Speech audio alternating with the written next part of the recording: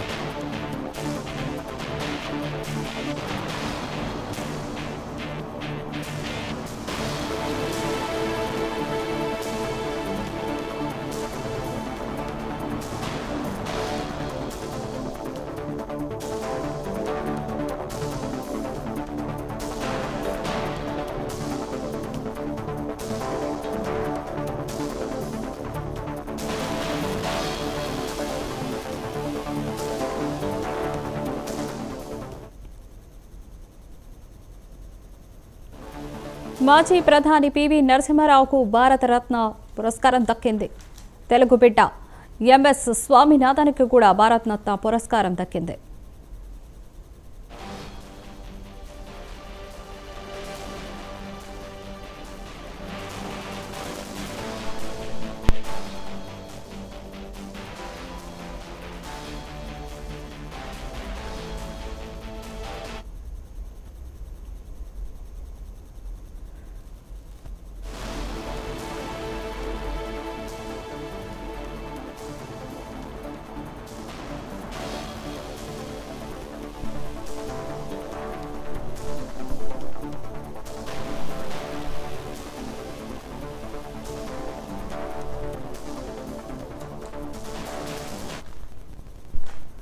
మాజీ ప్రధాని పివి నరసింహారావుకు భారతరత్న పురస్కారం దక్కింది. తెలుగు బిడ్డ ఎంఎస్ స్వామినాథన్కి కూడా భారతరత్న పురస్కారం దక్కింది. దీనిపై మరిన్ని అప్డేట్స్ మా ఎగ్జిక్యూటివ్ ఎడిటర్ వెంకట్ అందిస్తారు. Venkat, good morning. PV Rangarao కుమారుడైన పివి నరసింహారావు 1921 జూన్ 28న వారు కరీంనగర్ జిల్లాలో ఉమ్మడి కరీంనగర్ జిల్లాలోని బంగారులో జన్మించారు.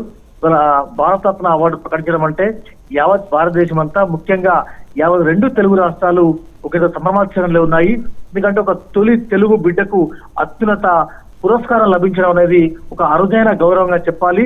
గతంలో ఎన్టీఆర్ కానీ, తర్వాత ఒక ఇద్దరు ప్రముఖులకు కానీ ఆయా ప్రభుత్వాలు రికమెండ్ చేశాయి, డిమాండ్ చేశాయి, ఎట్టి పరిస్థితుల్లో ఒక తెలుగు బిడ్డకు భారత రత్న అవార్డు ఇవ్వాలని. కానీ ఇవాళ కేంద్ర ప్రభుత్వం భారత రత్న అవార్డు పివి నరసింహారావుకు ప్రకటించింది. పివి నరసింహారావుకు ప్రకటించడం పట్ల రాజకీయాలు ఖచ్చితంగా హర్షాతిరేకాలు వ్యక్తమవుతున్నాయని చెప్పవచ్చు. అంటే ఒక బహుముఖ ప్రజ్ఞాశాలిగా పివి నరసింహారావు పేర్కొనబడ్డారు.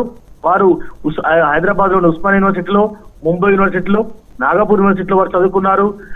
అతనికి 3 కుమారులు, 5 కుమార్తెలు ఉన్నారు. వ్యవసాయవేత్తగా, న్యాయవాదిగా ఉన్న పివి నరసింహారావు రాజకీయాల్లో చేరి చాలా ముఖ్యమైన పదవులు అనుభవించారు. ఆంధ్రప్రదేశ్ ప్రభుత్వంలో 1962 to 64లో న్యాయ సమాచార శాఖ మంత్రిగా పనిచేశారు. 64 to 67 న్యాయ దేవాదాయ శాఖ మంత్రిగా పనిచేశారు. 67లో ఆరోగ్యం, అదేవిధంగా వైద్య శాఖ మంత్రిగా పనిచేశారు. 68 to 71 విద్యాశాఖ మంత్రిగా పనిచేశారు. 71 to 73 ఆంధ్రప్రదేశ్ ముఖ్యమంత్రిగా పనిచేశారు. ఆంధ్రప్రదేశ్ ముఖ్యమంత్రిగా పనిచేసి అపూర్వ విజయాలు వారు సాధించారు.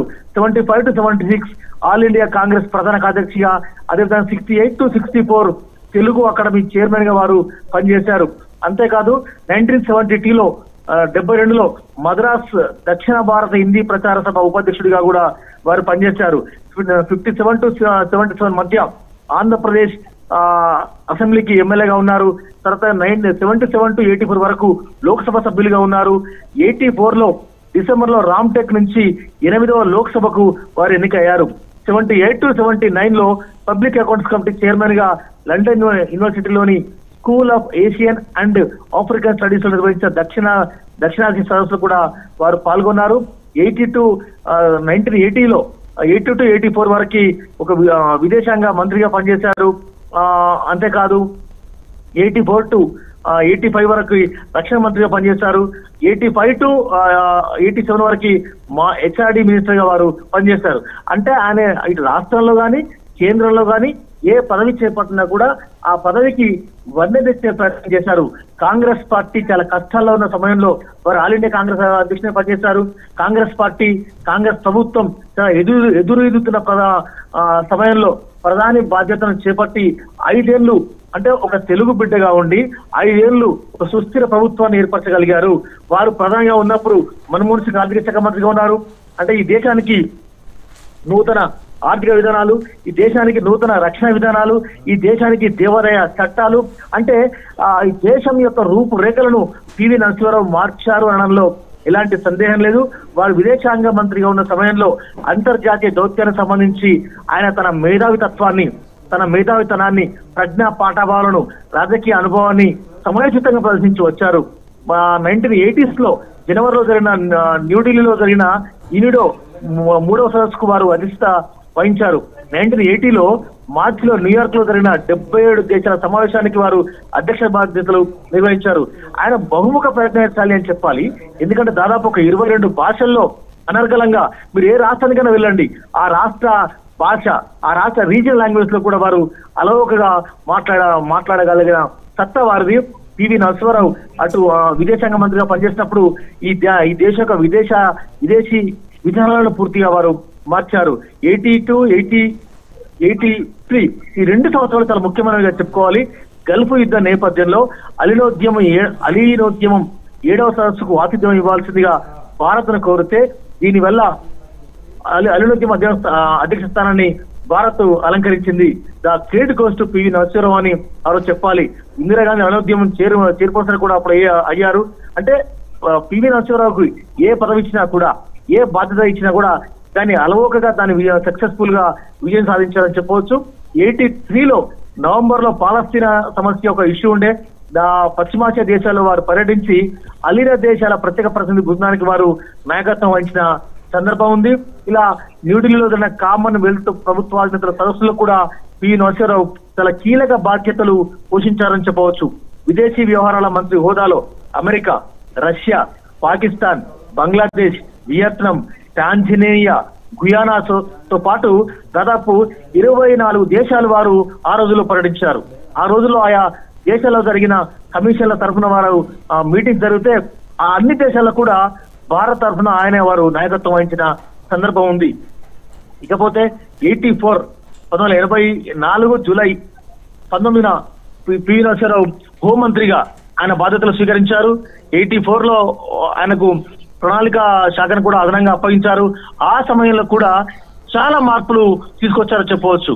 అంటే మానవ వనరుల అభివృద్ధి శాఖ మంత్రిగా కూడా నియమితులైన తర్వాత కూడా, రక్షణ శాఖ మంత్రిగా నియమితులైన తర్వాత కూడా ఆయన చాలా ఈ దేశానికి మార్పులు తెచ్చారని చెప్పవచ్చు. ఆయన పుట్టింది వరంగల్ జిల్లాలోని ఒక కుగ్రామం, పెరిగినంతా కూడా ఆయన ఒక పెంపకానికి వచ్చారు. పెంపుడు కొడుకుగా ఉన్నారు. ఇక్కడ హుజరాబాద్ పరిసర ప్రాంతంలోని వంగర గ్రామంలో ఉన్నారు. ఇప్పటికీ పివి మ్యూజియం అనే ఇల్లుని వారి గ్రామానికి దత్తత ఇచ్చారు. గ్రామానికి డొనేట్ చేస్తే పివి మ్యూజియం గా ప్రస్తుతం వారి నివాసం వర్తిల్లుతుంది. వారి కుటుంబ సభ్యులు కావచ్చు, తర్వాత మిగిలిన వారి యొక్క సంతతి కావచ్చు, వారంతా కూడా ఇక్కడే హైదరాబాద్ లోనే నివాసం ఉంటున్నారు. ఒక కొడుకు మాజీ మంత్రి అంటే రంగారావుగా వారు పనిచేశారు.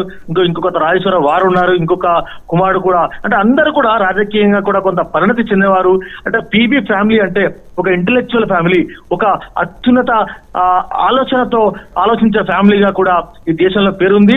అంటే ఇందిరాగాంధీ చాలా క్లిష్టమైన పరిస్థితుల్లో రాజీవ్ గాంధీ లేని ఆ సమయంలో కాంగ్రెస్ పార్టీ అత్యంత క్లిష్ట పరిస్థితులు ఎదుర్కొంటున్న క్రమంలో వారు పార్టీ బాధ్యతలు చేపట్టి ఈ ప్రభుత్వాన్ని, కాంగ్రెస్ పార్టీని ఒక రకంగా ఆ రోజుల్లో బతికించారని చెప్పవచ్చు. కానీ ఎందుకో కాంగ్రెస్ పార్టీ అంటే ప్రభుత్వం పోయిన తర్వాత వారికి ఒక అత్యున్నత పురస్కారం లేదు. కనీసం వారు మరణించిన తర్వాత సంస్మరణ సభ లేదు. కాంగ్రెస్ పార్టీ బొత్తిగా కూడా పివిని పూర్తి స్థాయిలో విస్మరించింది. ఇవాళ తెలంగాణ రాష్ట్రం సాధించుకున్న తర్వాత, తెలంగాణ రాష్ట్రం వచ్చిన తర్వాత అయితే రాజకీయాలకు అతీతంగా అప్పటి రాష్ట్ర ముఖ్యమంత్రి కేసీఆర్ పివిని ఓన్ చేసుకునే ప్రయత్నం చేశారు. పివి పేరిట స్మారక సభలు, పివి పేరిట సింపోజియమ్స్, అనేక కార్యక్రమాలు పెట్టారు. పివి నరసింహారావు పేరిట ఒక అవార్డును కూడా ప్రకటించారు.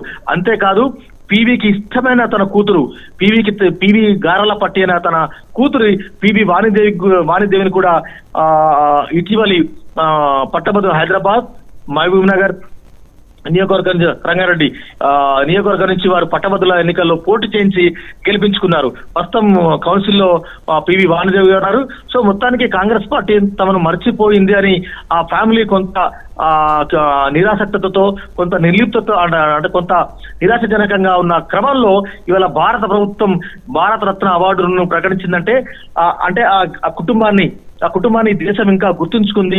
ఆ కుటుంబం పట్ల దేశానికి ఇంకా గుర్తులు ఉన్నాయి. ఆ కుటుంబం పట్ల దేశానికి అంటే దేశం కొనియాడే పరిస్థితి ఉందనేది చెప్పవచ్చు. సో మొత్తానికి ఇవాళ భారతరత్న అవార్డు స్వామినాథన్ కావచ్చు, అదేవిధంగా చరణ్ సింగ్ కావచ్చు, ఇవన్నీ ప్రకటనలు కనుక చూస్తే అంటే దేశానికి అత్యున్నత సేవలు అందించిన ప్రముఖులను ఇవాళ బీజేపీ ప్రభుత్వం కావచ్చు, తర్వాత ఇంకా ఏ ప్రభుత్వం మనం అనుకోవచ్చు, కానీ భారత ప్రభుత్వం ఒక అరుదైన అవార్డు, ఒక అరుదైన గౌరవం ఇచ్చిందని చెప్పొచ్చు. ముఖ్యంగా మన తెలుగు రాష్ట్రాల్లోనైతే అటు తెలంగాణ కావచ్చు, ఇటు ఆంధ్రప్రదేశ్ ఉమ్మడి ఏపీగా ఉన్నప్పుడు వారు